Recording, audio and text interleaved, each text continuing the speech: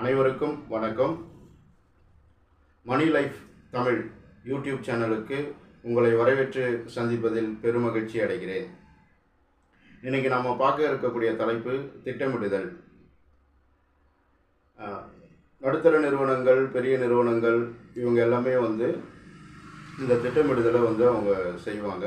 6 மாதத்துக்கு ஒரு தடவை, 3 மாதத்துக்கு ஒரு தடவை, 1 வருஷத்துக்கு ஒரு தடவை, 4 வருஷத்துக்கு, 5 வருஷத்துக்கு ஒரு தடவை அப்படின்னு சொல்லிட்டு அவங்க திட்டமிடுதல் செய்வாங்க. அவங்களோட வரவு செலவு எல்லாத்தையும் கணக்கு வச்சு அவங்க இந்த திட்டமிடுதலை செய்வாங்க. இந்த லட்சியத்தை நம்ம அடையணும் அப்படின்னு சொல்லிட்டு ஒரு நிறுவனமும் முயற்சி செய்யும்.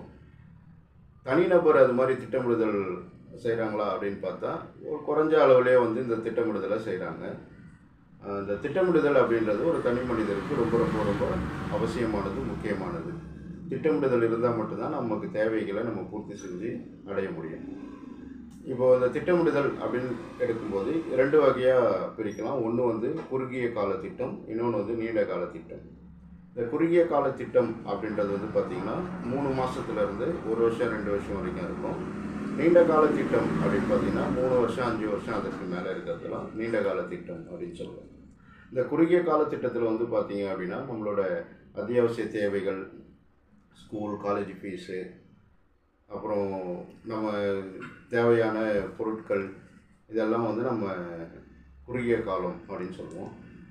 நீண்ட காலம் அப்படின்னு சொல்லும்போது பசங்களை காலேஜில் சேர்க்குறது, அவங்களோட படிப்புக்காக சேர்த்து வைக்கிறது, அதுக்கப்புறம் மேரேஜ் பண்ணுறது, பசங்களோட மேரேஜுக்காக சேர்த்து வைக்கிறது, அதுக்கப்புறமா முக்கியமான விஷயம் பார்த்திங்கன்னா நிறைய பேர் செய்கிறது இந்த ரிட்டையர்மெண்ட்.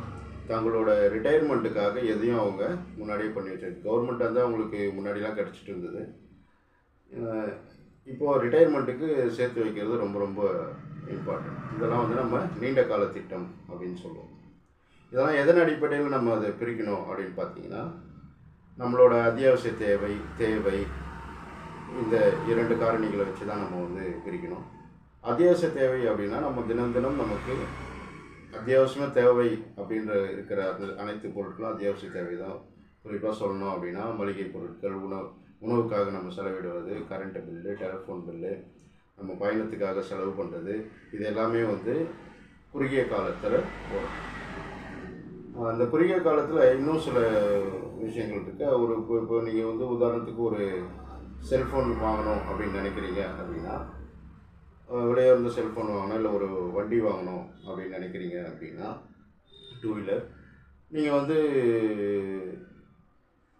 நிறைய பேர் என்ன பண்ணுறாங்கன்னா 2 வீலர் வாங்கணும் அப்படின்னு நினச்ச உடனே போயிட்டு கடனில் வாங்கிடுறாங்க. கடனில் நம்ம எந்த பொருளையும் வாங்கக்கூடாது.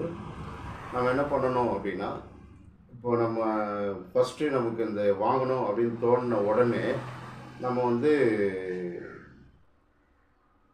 எப்போ அதை வாங்க போகிறோம் அப்படின்னு முடிவு எடுக்கிறதுக்கு முன்னாடி நம்ம ஒரு முடிவு எடுக்கிறத ஒரு 2 நாள் தள்ளி போட்டோம் அப்படின்னா அது இப்போ வாங்கலாமா வேணாவா அப்படின்றது புரிய வரும்.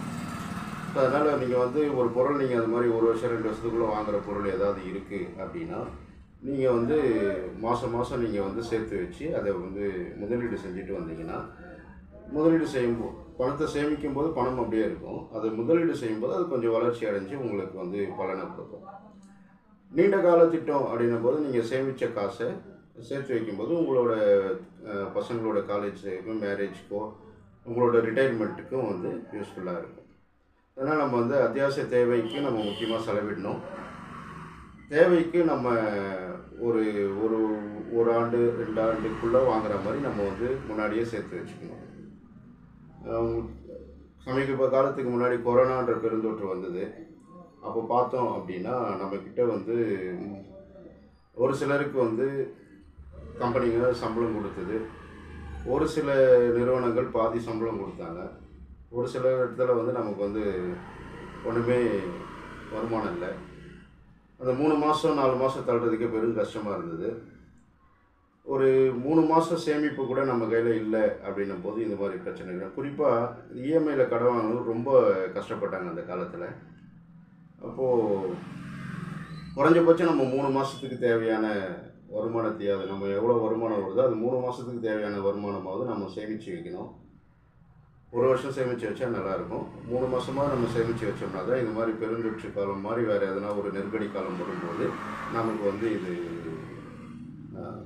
பிரச்சனை இல்லாமல் போகும். கடன் பற்றியும் வருவாய் பற்றியும் சேமிப்பு பற்றியும் தனித்தனியாக வீடியோ உங்களுக்கு இன்னும் கடன் வரக்கூடிய காலங்களில் வரும். இந்த வீடியோவை உங்கள் ஃப்ரெண்ட்ஸ் ரிலேட்டிவ்க்கு ஷேர் பண்ணுங்கள். அவங்க சப்ஸ்கிரைப் பண்ண சொல்லுங்கள். பெல் ஐக்கானை ப்ரெஸ் பண்ணுங்கள். லைக் கொடுங்க. நன்றி.